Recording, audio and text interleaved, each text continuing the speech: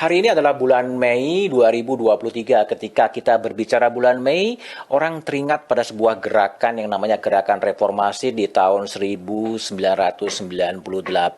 Dan sekarang sudah 25 tahun reformasi itu berlangsung di Republik ini. Saya akan mengajak ngobrol dengan tokoh-tokoh kunci yang pada tahun 1908 berada di lingkaran Wakil Presiden B.J. Habibie pada waktu itu dan sekarang sudah menjadi anggota DPR dari fraksi PDI Perjuangan. Masih ingat peristiwa-peristiwa ketika Mei 1998? Yang sangat teringat dari Jenderal TB ketika Mei 98 apa sebetulnya? Ada sebuah proses tuntutan masyarakat, kemudian demo dan sebagainya, sampai kemudian lengsernya Pak Harto, dan kemudian pimpinan nasional beralih dari Pak Harto ke Pak Habibie, dan kemudian dan seterusnya, sampai Pak Habibie kemudian kalah dalam voting pertanggungjawaban di MPR, dan kemudian beliau tidak maju lagi sebagai calon presiden, kemudian beralihlah presiden kita itu kepada Gus Dur. Menarik menurut hemat saya untuk kita diskusikan. Dulu ketika Mei 98, Jenderal TB berada sebagai ajudan dari Wakil Presiden B.J. Habibie. Iya, saya waktu itu menjadi ajudan Pak Tri Sutrisno. Ajudan Pak Tri? Ya. Pak Harto itu masih presiden. Ya, kemudian Pak Tri Sutrisno kemudian diganti oleh Pak Habibie tahun 98. Kalau tidak salah sekitar bulan Maret.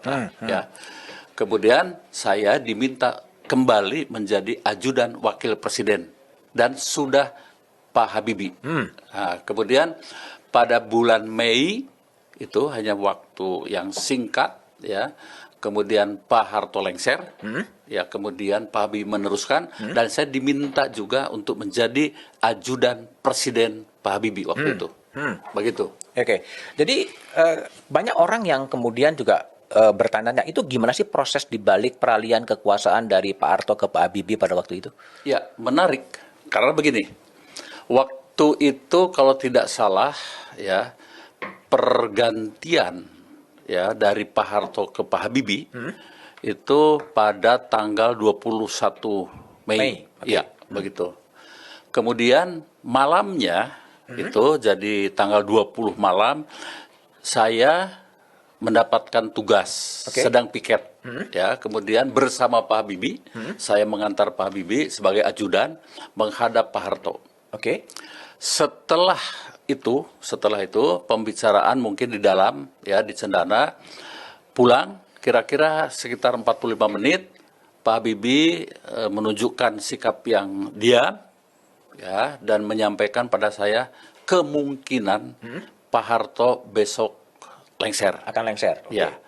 Lalu saya sampaikan, kalau begitu mungkin Bapak Wapres yang naik. Beliau diam saja. Ya. Kemudian turun, ya. Setelah itu selesai.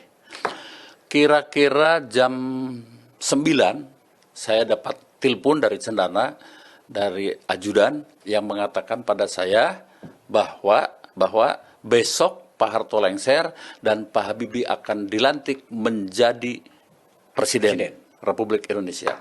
Saya sampaikan sebaiknya jangan kita yang membicarakannya. Lebih baik diminta Pak Harto langsung. Begitu. Kemudian Pak Harto tidak berkenan dan akhirnya kita minta Sekretaris Negara waktu itu adalah Pak Sadilah Mursyid untuk menyampaikannya.